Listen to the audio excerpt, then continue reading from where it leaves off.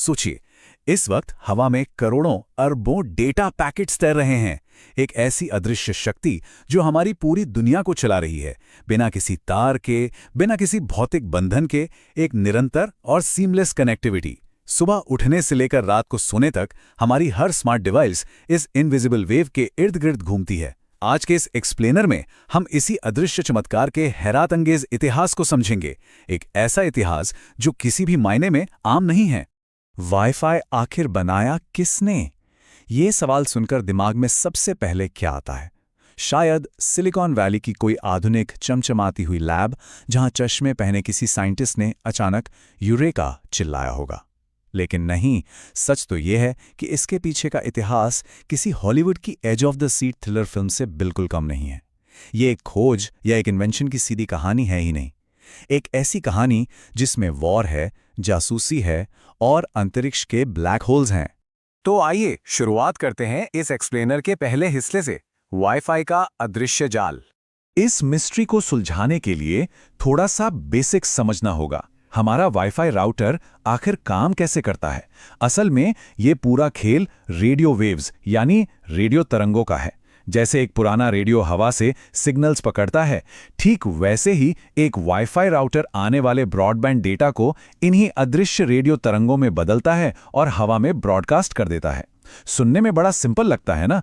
पर सोचिए, हवा में जब इतने सारे सिग्नल्स तैर रहे हों तो उनका आपस में टकराना या किसी दुश्मन के हाथ लग जाना कितना आसान है। और इसी एक डर ने उस हिस्टोरिकल सागा को जन्म दिया जो सच में रोंगटे खड़े कर देने वाली है। दूसरा हिस्सा, हॉलीवुड एक्ट्रेस और वर्ल्ड वॉर। कहानी डायरेक्ट शिफ्ट होती है बैटल ग्राउंड पर। हम चलते हैं सीधे 1940s के दशक में।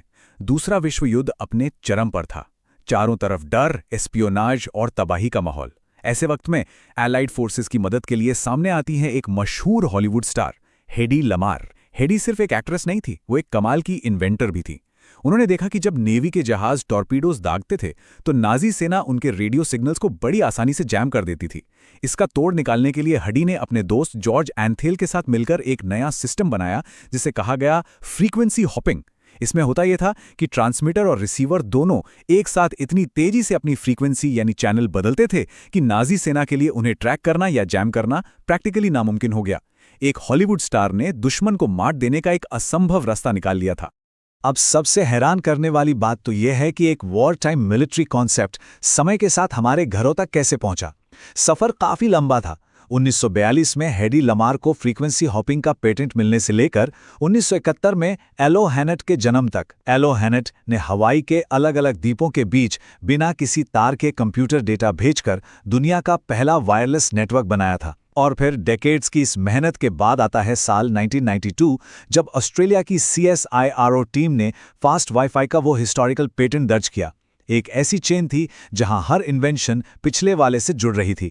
तीसरा हिस्सा, ब्लैक होल से घोस्ट सिग्नल्स। यहां से इस कहानी में एक बहुत बड़ा और गहरा ट्विस्ट आता है। 1980 के दशक तक आते आते बिना तार के इंटरनेट चलाने का सपना लगभग टूटने की कगार पर था। एक ऐसी दीवार सामने आ खड़ी हुई थी जिसे पार करना उस वक्त बिल्कुल नामुमकिन लग रहा था। इस दीवार का नाम था मल्टीपाथ इंटरफेरेंस, या आम भाषा में कहें तो घोस्ट सिग्नल्स। इसे ऐसे सोचिए, अगर किसी बड़ी सी खाली पहाड़ी के बीच में जोर से चिल्लाया जाए तो क्या होता है? एक जोर की गूंज आती है, एको। एक बंद कमरे या ऑफिस के अंदर रेडियो वेव्स के साथ बिल्कुल वही हो रहा था। सिग्नल सीधे कंप्यूटर तक नहीं पहुंच रहे थे, वो दीवारों, फर्नीचर और छत से टकराकर अजीब अजीब टाइम पर कंप्यूटर तक वापस आते थे। कंप्यूटर इन अदृश्य घोस्ट सिग्नल्स की गूंज में इतना कंफ्यूज हो जाता था कि पूरा का पूरा डेटा ही करप्ट हो जाता था। इंडोर वायरलेस इंटरनेट का सपना ध्वस्त हो रहा था।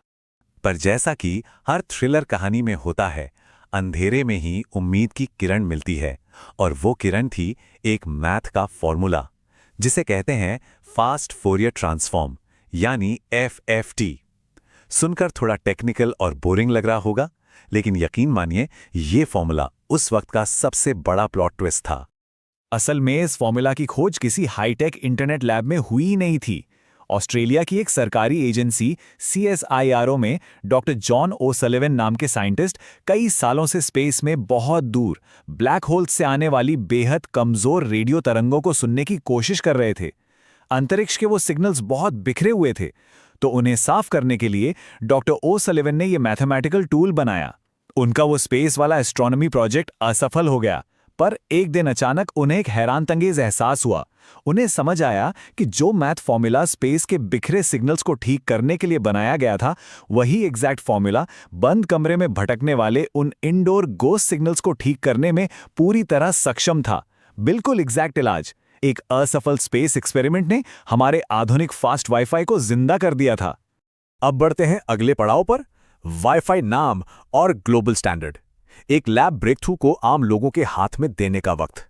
तकनीक तो तैयार थी, पर आम लोगों तक पहुंचाने के लिए एक यूनिफॉर्म ग्लोबल स्टैंडर्ड बनाना जरूरी था, ताकि दुनिया के सारे डिवाइसेस एक दूसरे की भाषा समझ सकें। पर समस्या ये थी कि इस नए स्टैंडर्ड का जो नाम इंजीनियर्स ने रखा, वो किसी भी आम इंसान की समझ से बिल्कुल बाहर था। जरा ध्यान से सुनिए। उन्होंने नाम रखा IEEE 802.11b डायरेक्ट सीक्वेंस। अब सोचिए, क्या कोई भी दुकान पे जाके कहेगा कि मुझे एक 802.11b डायरेक्ट सीक्वेंस राउटर दे दो? ये टेक्निकल नाम मार्केट के लिए एक मजाक था, इसे बदलना ही था।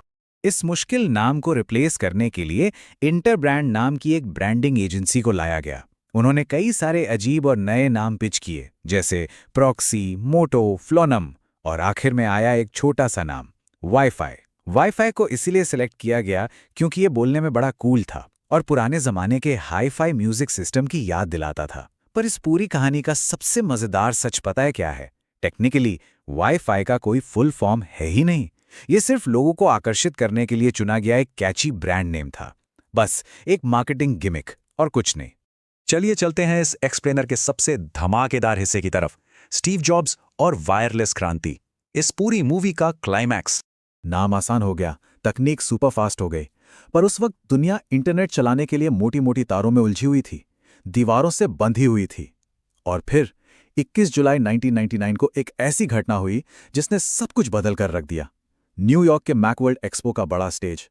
एप्पल के को-फाउंडर स्टीव जॉब्स हमेशा से लैपटॉप्स को तारों से आज़ाद देखना चाहते थे। उन्होंने स्टेज पर अपना नया आईबुक लैपटॉप लोगों को दिखाया, उस पर इंटरनेट चलाया और अचानक एक ऐसी हरकत की जिसने वहां बैठे हर इंसान की सांस रोक दी। जॉब्स ने उस चलते हुए लैपटॉप को अपने हाथ में उठाया और एक हुला हूप रिंग को उस लैपटॉप के चारों तरफ घुमा दिया, ये साबित करने के लिए कि इस मशीन से वाकई में कोई भी छुपी हुई तार नहीं जुड़ी है। ये एक एब्सोल्यूट मास्टर स्ट्रोक था। उस एक थिएट्रिकल पल ने पूरी दुनिया को वायरलेस इंटरनेट का असली जादू दिखा दिया था। और उस दिन के बाद से इस तकनीक ने जो रफ्तार पकड़ी है वो कमाल है। जहां 1997 में इंटरनेट स्पीड सिर्फ कुछ मेगाबिट्स पर सेकंड तक सीमित थी, आज हम वाईफाई 6 और वाईफाई 7 के एडवांस्ड युग में आ चुके हैं, जहां स्पीड लगभग 46 गीगाबिट्स पर सेकंड की अनबिलीवेबल रफ्तार को टच कर रही है। और जो पुराने 2.4 या 5 गीगाहर्ट्ज के बैंड्स थे, वो अब 6 गीगाहर्ट्ज के एक विशाल स्पेक्ट्रम में बदल चुके हैं, जिसका सीधा सा मतलब ये है कि आज अल्ट्रा HD 8K वीडियोस और वर्चुअल रियलिटी गेमिंग बिना किसी लैग के मक्खन की तरह हमारी उंगलियों के इशारे पर चल रहे हैं। आखिरी और सबसे अहम हिस्सा, भविष्य। रेडियो से लाइफाई तक का सफर। पर भविष्य की तरफ बढ़ने से पहले इतिहास की एक थोड़ी कड़वी सच्चाई भी जान लेनी चाहिए। जब वाईफाई पूरी दुनिया के लाखों डिवाइसेस में आग की तरह फैल गया, तब बड़ी टेक कंपनियों ने लंबे समय तक CSIRO को इसका रॉयल्टी पैसा नहीं दिया। इसके बाद शुरू हुई एक भारी कानूनी लड़ाई और सालों बाद US कोर्ट्स ने क्लियर किया कि दुनिया में वाईफाई के असली और वैध इन्वेंटर्स ऑस्ट्रेलिया के ही थे। फैसले के बाद इन सभी टेक जायंट्स को करीब $250 मिलियन से भी ज्यादा की रॉयल्टी CSIRO को चुकानी पड़ी थी। ये एक ह्यूज हिस्टोरिकल मोमेंट था। इस अदृश्य तकनीक ने ह्यूमन सभ्यता को किस हद तक बदला है, इसका अंदाजा लगाना अब मुश्किल नहीं। सोचकर देखिए, बिना वाईफाई के बिस्तर पर आराम से बैठकर वर्क फ्रॉम होम करना क्या वाकई मुमकिन था? स्मार्टफोन का जो पूरा रेवोल्यूशन आया या OTT प्लेटफॉर्म्स को जो अनुभव है, ये सब इसी शक्ति की देन है। यहां तक कि आज जो हमारे घरों में स्मार्ट बल्ब्स, CCTV कैमराज और वॉइस असिस्टेंट्स हैं, यानी पूरा इंटरनेट ऑफ थिंग्स इकोसिस्टम, सिर्फ इसलिए जिंदा है क्योंकि हवा में बहने वाली इन्हीं अदृश्य रेडियो तरंगों ने उन्हें आपस में जोड़ कर रखा है। पर बात यहां रुकने वाली नहीं है। इन दोनों तकनीकों का कंपैरिजन भविष्य का अगला बड़ा इशारा कर रहा है। रेडियो वेव्स के आगे अब दुनिया बढ़ रही है लाइफाई यानी लाइट फिडेलिटी की तरफ। ये कॉन्सेप्ट सच में माइंड बेंडिंग है। सोचकर देखिए, रेडियो वेव्स की जगह अब इंटरनेट डेटा आपके कमरे में लगे आम LED बल्ब की रोशनी यानी लाइट वेव्स के जरिए भेजा जाएगा। इसकी स्पीड हमारे वाईफाई से लगभग 100 गुना ज्यादा तेज होने वाली है। और इसका सबसे बड़ा फायदा, क्योंकि रोशनी किसी ठोस दीवार के आर पार नहीं जा सकती, इसलिए बाहर बैठा कोई भी हैकर आपका डेटा चुरा ही नहीं सकता। हैकिंग लगभग नामुमकिन। ये आने वाले कल की सुप्रीम डेटा सिक्योरिटी है। तो दोस्तों, इस हैरत अंगेज सफर के अंत में एक आखिरी और बेहद गहरा सवाल छोड़कर जा रहा हूं। जरा सोचिए, एक हॉलीवुड स्टार का दुश्मन को चकमा देने का वो वॉर टाइम विचार और एक स्पेस साइंटिस्ट का बिखरा हुआ असफल ब्लैक होल एक्सपेरिमेंट। इन बिल्कुल ही अलग, अजीबोगरीब और असंभव सी घटनाओं ने आपस में जुड़कर एक ऐसी अदृश्य तकनीक बना दी जिसने पूरी दुनिया को वायरलेस कर दिया। तो अब सवाल यह है कि इन सबको देखने के बाद अगली ऐसी कौन सी हैरत अंगेज और अदृश्य घटना हमारे भविष्य की अगली सबसे बड़ी क्रांति को जन्म देने की तैयारी कर रही होगी?